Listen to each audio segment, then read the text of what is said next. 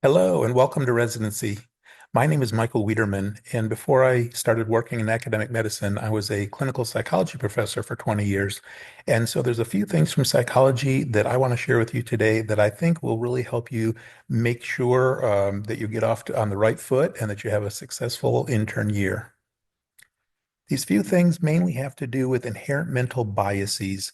That is, ways that our brains are wired to process information. And because this is inherent in our operating system, we truly are blind to them. These are true blind spots. So learning about them doesn't make them go away. But learning about them does give us the opportunity to try to work around them or mitigate their negative effects. So the first one I want to share is called the curse of knowledge. When we know something or how to do something, we overestimate how common that knowledge or ability is among others. So I imagine that you've experienced this and didn't really know that it was a thing. Anytime that an instructor, professor, teacher has said, well, as we all know, blah, blah, blah, blah, or as you all know, blah, blah, blah, blah, blah, right? And you sort of think to yourself, well, I don't really know what they're talking about, but nobody else in the room is speaking up. So maybe I am the only one that doesn't know this. Maybe I'm supposed to know. Well, probably everyone else in the room felt the same way, but no one wanted to speak up and be that person. So recognize that the more somebody knows something, the more they're an expert, the more they've been teaching this over and over and over again, the more it feels to them like it's common knowledge, even to the point where they think, well, you've had medical school, you've had undergrad, certainly you know this. Well, just because they know this well doesn't mean that it's stuck for that one time that you were exposed to it, during your training. So be on the lookout for this. It will happen, and simply don't feel like you have to fake it, but rather speak up and say, "I'm sorry, I'm not sure what we're talking about. Could you, explain that or fill that in?" Now, it's not that experts differ from novices just in the amount of knowledge, but also in the way that it's organized.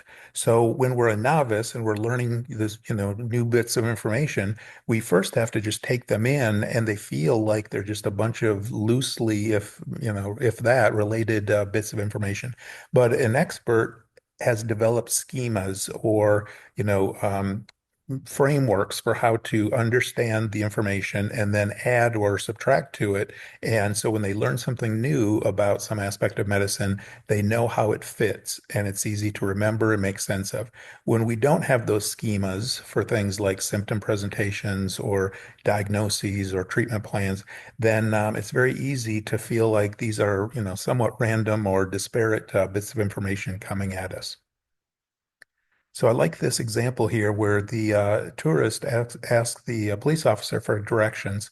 And of course, the police officer has a mental map or schema in their head. So they can picture it. And to them, it seems very easy. Just take a left here, turn right there, take a left there.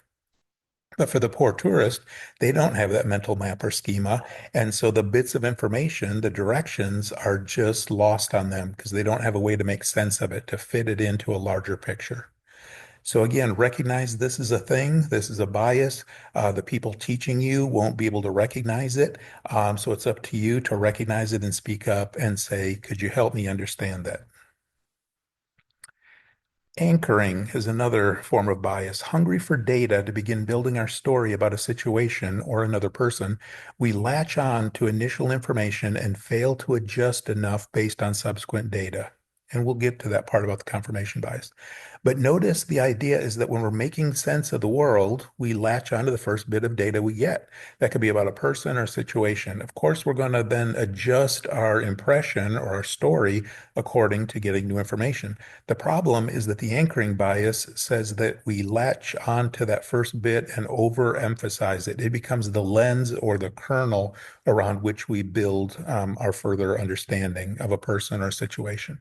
So, how is that a problem? Well, you might have heard the old expression, first impressions are so important.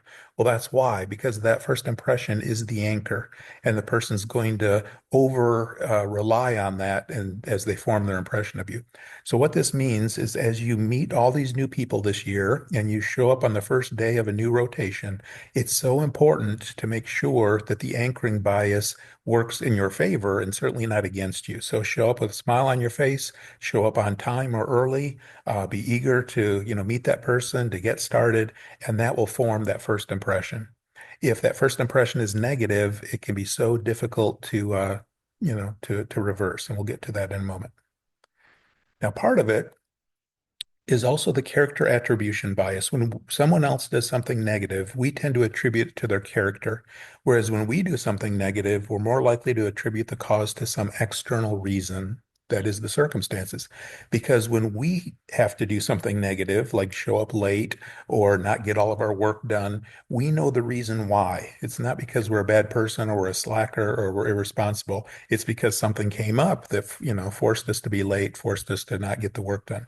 When other people only see the negative, though, the showing up late or not getting our work done, they are going to attribute it to negative characteristics, negative, personality traits, something like being irresponsible, being disrespectful, not caring, those kinds of things. So what this means for you is when you do engage in some negative behavior, like showing up late or not getting something done, um, make sure that the other person knows the reason, not as an excuse, but so that they don't attribute the cause to your character. And lastly, confirmation bias. We tend to both notice and remember information that supports our beliefs, and conversely, we ignore and forget exceptions or disconfirming information. So we saw reference to this when we talked about anchoring bias. So the problem is once somebody creates a negative anchor, a negative impression of you, confirmation bias kicks in, and they're now going to naturally notice and remember bits of information that back up that impression of a negative first impression. Conversely, if you have a positive first impression, they're going to notice and remember things that support that.